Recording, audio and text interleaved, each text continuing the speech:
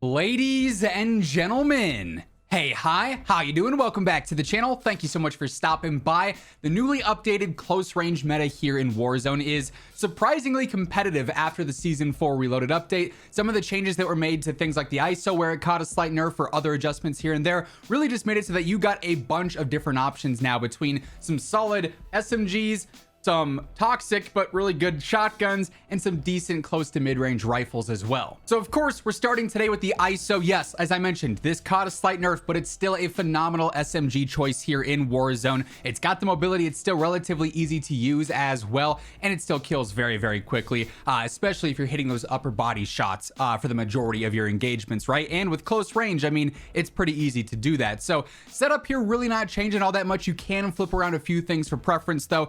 45 round drum is pretty much mandatory. I like going for the Lockshot KT85 to give me some consistency with the overall control, especially if I find myself in like somewhat of a mid-range gunfight with this thing. It just makes it a little bit more reliable. 7mm laser for that better ADS, and sprint to fire just helping out with that overall mobility. Sheer rear grip is going to do more of the same, ADS and sprint to fire focus there. And then the cheetah stock gives you all sorts of mobility benefits with sprint speed, ADS strafe speed, ADS actual speed. Like, that's really solid as well. That said, I know a lot of players are not huge fans of the iron sights. I personally just kind of deal with them, honestly.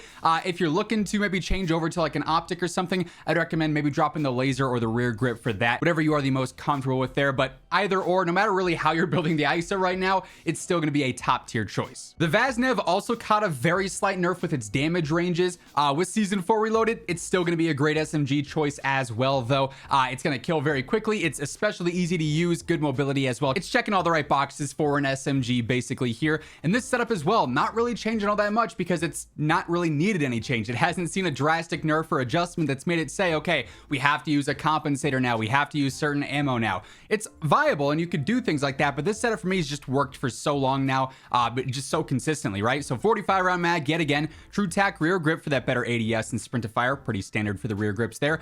Atrazat stock in this case, strafe speed and sprint speed, just helping out with that overall mobility. Olay laser, the equivalent of the 7mm. Then Cast 1, as mentioned, with that slight damage range nerf. This will help out a little bit there because this is going to actually increase that damage range ever so slightly. So this would, in a sense, kind of negate the previous nerf for the Vaznev with Season 4 Reloaded. Definitely a solid option there. It doesn't actually end up slowing you down all that much with its cons, just because we have all these other attachments focused on mobility, right? So still a great SMG. And of course, we've got the MP5 in the conversation as well. The Lachmann sub, once more, it's doing all the right things. It's fast, it kills quick, it's very easy to use. Of the three, this is, I think, the most pick up and you can just fry with it weapon. Like with the ISO, you got to get used to either the properties of the gun if you're using a basic like blue dot or a red dot or something, or if you're using the irons, you have to get used to how you engage with those. With the Vaznev, it's not the fastest killing SMG. The MP5 though is like the best combination of the two, I think. The nice middle ground here that I think most players will probably lean towards here. TCG 10 rear grip is focusing on control, but I just tune for the inverse of better mobility here since there's no rear grip that helps out with the ADS and sprint to fire.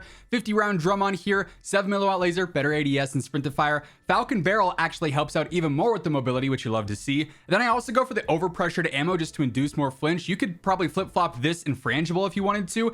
Flinch is going to cause targets to miss a few more shots maybe, and that's going to win you a gunfight. Frangible is going to stop them from healing over time, and we already know the regeneration is super slow here in Season 4, so that could sort of stop enemies from running away from you and healing up potentially. So either or would work there, but much like the ISO, you can build the MP5 out in a bunch of different ways, and they're pretty much all going to be good. And then as mentioned, the KV Broadside is still here as well. I mean, this one really hasn't changed all that much. I don't know how it hasn't seen some nerfs. It's been dominating close range for some time now. Again, like those first 10 meters, if you run into somebody with this, or if you run into, let alone a squad using this, like you are immediately back in the pre-game lobby, right? It's just beyond frustrating to have to fight this, but objectively, it is great for the close range meta. So I'm still rocking the ultra toxic Dragon's Breath with the 25 round drum, because why not, right? We got the true tack rear grip for that better ADS and sprint to fire, the stockless stock just all around for that better mobility. Then I go for the range 12 barrel. This will help out a little bit with that damage range, and anytime you can extend that on a shotgun, you're making it even more lethal in those close range engagements. So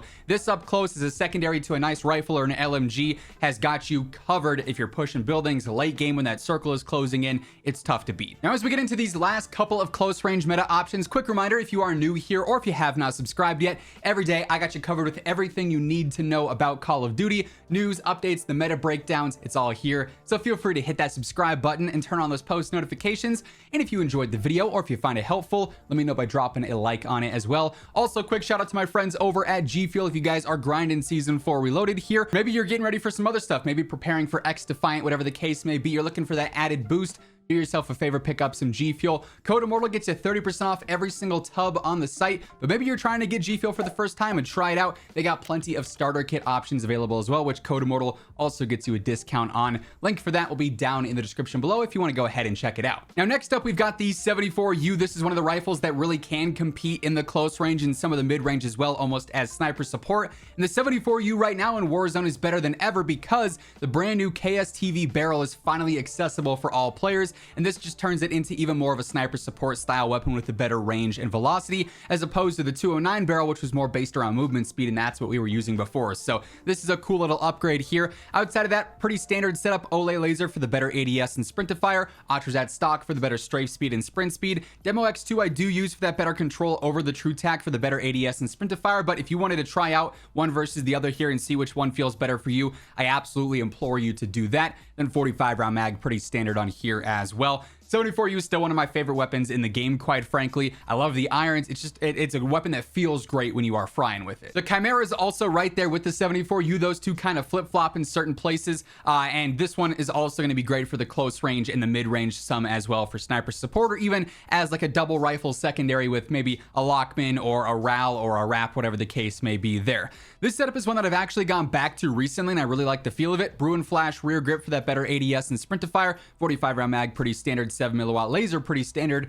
Vorpal barrel is going to help out with that movement speed and ADS speed, which is pretty solid. And then also the Tango underbarrel just for some basic control for some of the mid-range. You could also, you know, swap this to a compensator if you wanted to, maybe a red dot or a blue dot if you're not super comfortable with the irons, even a stock for better mobility, depending on how you want the weapon to feel in specific. You definitely got some options here, much like some of the SMG builds, and honestly, quite frankly, all the weapons that are in the meta conversation right now, there's multiple ways to build them out, and they're still going to be top tier. Then lastly, here we've got what is honestly my favorite aggressive rifle, the Razorback. It's just kind of the best of both worlds between the 74U and the Chimera. It kind of mixes the stats of each of them and creates one really, really fun weapon to use. So for close range, aggressive AR fights, and for the mid-range sniper support style fights as well, this thing has got you covered. 60 round mag because that fire rate is ridiculously fast. You will run out of ammo pretty quick. Komodo heavy compensator only focuses on horizontal controls, so you just really have to focus on your vertical on this, and that's pretty straightforward and very standard and easy to predict. Olay laser, yet again. I go for the preamble stock, which helps out with the strafe speed and the sprint speed. Two solid pros for a rifle build here. Then just behind the face cam, I've got the LTX Eclipse comb, which helps out with that ADS and sprintifier. So you're getting a lot of added mobility out of this, a little bit of control. It's going to be nice and consistent, very straightforward and easy to use. And much like all the other weapons on this list today, it is going to fry. And that, my friends, is basically the general breakdown of the close range meta right now here in Warzone. And that's going to wrap things up. If you enjoyed the video or if you found it helpful, let me know by dropping a like on it. And if you're new here, be sure to hit that subscribe button on the way out. But once again, thank you so much for tuning in. And until next time, take it easy, have an awesome rest of your day, and I'll catch you guys later. Peace out.